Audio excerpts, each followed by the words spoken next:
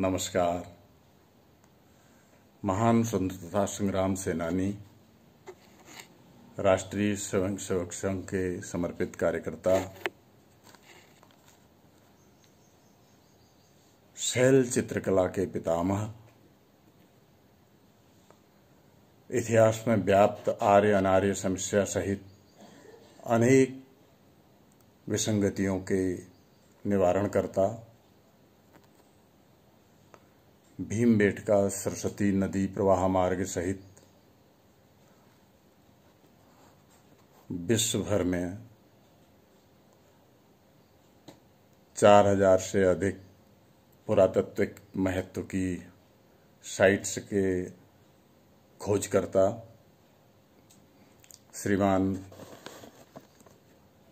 श्रद्धेय पद्मश्री विष्णु श्रीधर वाकणकर उपाख्य श्री हरिभाऊ वाकणकर जी को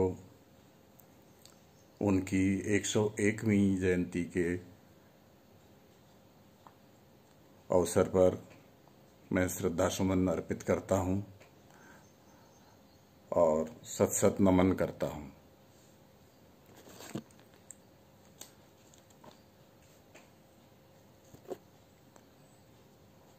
aura conference 88 में डॉक्टर वाकणकर जी एशियाटिक प्रतिनिधि रहे हैं और प्रतिष्ठित अंतर्राष्ट्रीय सेमिनारों में यह सम्मान शायद ही किसी को मिला हो कि एक पूरे महाद्वीप का प्रतिनिधित्व आप कर रहे हैं। आने वाली पीढ़ियों, पुरातत्व शास्त्रियों एवं इतिहासकारों के लिए ये विश्वास करना कठिन होगा कि वाकणकर जैसा महामानव अपने सीमित साधनों एवं विपरीत परिस्थितियों के बीच में इतना कालजयी कार्य कर जाएगा, जो न केवल भारत बल्कि विश्व के शोधार्थियों के लिए हजारों साल तक आधार बन जाएगा। जो सत्यान्वेषी शोधक हैं उनके लिए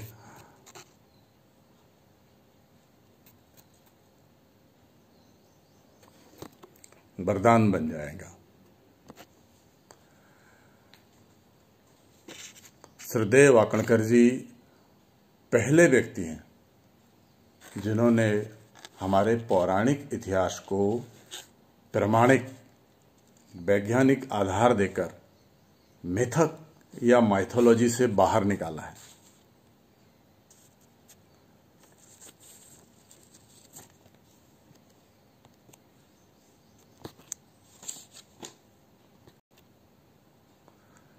तत्कालीन विश्वविख्यात चित्रकार पाब्लो पिकासो उनके चित्रों के प्रशंसक थे तथा पेरिस में उनकी प्रदर्शनी देखने के बाद पिकासो जीवन पर्यंत उनके मित्र बने रहे।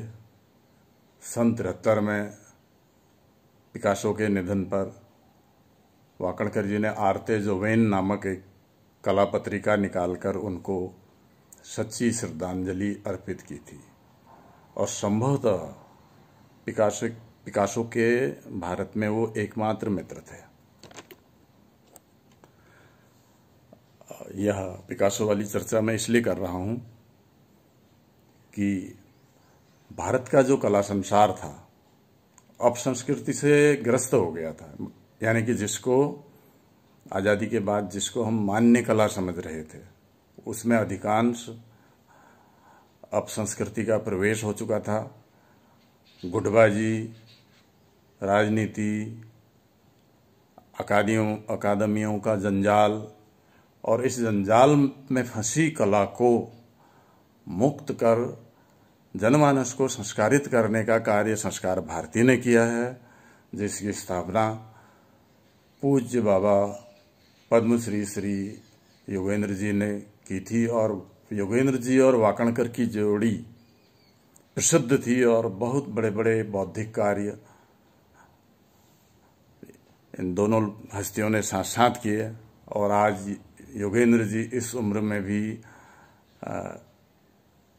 किस तरह से हम देख रहे हैं कि संस्कार भारती को एक विश्वव्यापी संस्था बनाकर उन्होंने खड़ा किया है, देश के जन जन तक कला पहुंचा दी है और कला और कलाकार के बीच का जो दूरी थी उसको मिटा दिया है।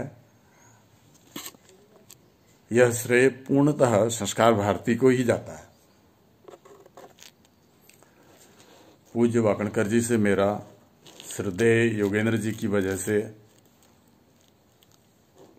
10 से अधिक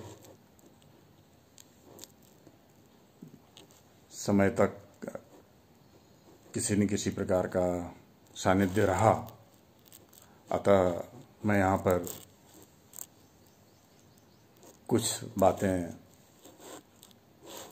आपसे शेयर करना चाहूँगा।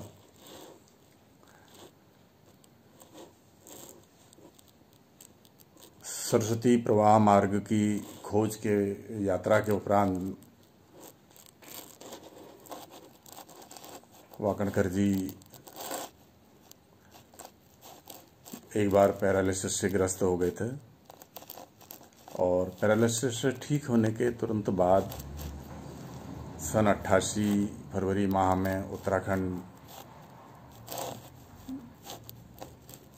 लघु हिमालय क्षेत्र का भ्रमण हमने साथ साथ किया था। ये संयोग मुझे प्राप्त हुआ और शिवरात्रि भी हमने साथ मनाई थी। पूज्य पिताजी से उनका विशेष स्नेह था। चोरगलिया ग्राम जो नैनीताल जिले में पड़ता है, पिताजी के बाग में विविध विषयों पर वार्तालाप पिताजी के साथ चलता रहता था। दोनों का जन्म सन 1919 में ही हुआ था, तो अनेकानेक परिवर्तनों के साक्षी भी रहे थे और वे बिल्कुल स्वस्थ नजर आते थे। मध्य रात्रि तक कार्य एवं संस्मरण चलते रहते थे। एक दिन उन्होंने कहा था कि वे 10 वर्ष तक और काम करेंगे और उसके बाद इन सारे शोधों को लिपिबद्ध कर लिखने का कार्य करेंगे, वरना यह मेरे साथ ही चला जाएगा। और मेरा कहना था कि आप साथ साथ लिखते भी चलिए, पर यह संभव नहीं था और वे इस बार की गर्मियों में मेरे साथ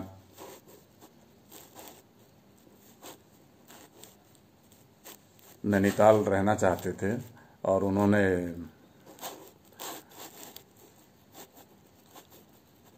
सिंगापुर से लौटकर शीघ्र नैनीताल आने का वादा कर गए वाकणकर। 1 माह के अंतराल 4 अप्रैल को चित्रांकन करते हुए अनंत यात्रा पर चले गए। शायद नियति को यह मंजूर नहीं था अभी उत्तराखंड के क्षेत्र में कुछ और अधिक कार्य या कुछ और अधिक भेद दुनिया के सामने आए। आज इतना ही। नमस्कार।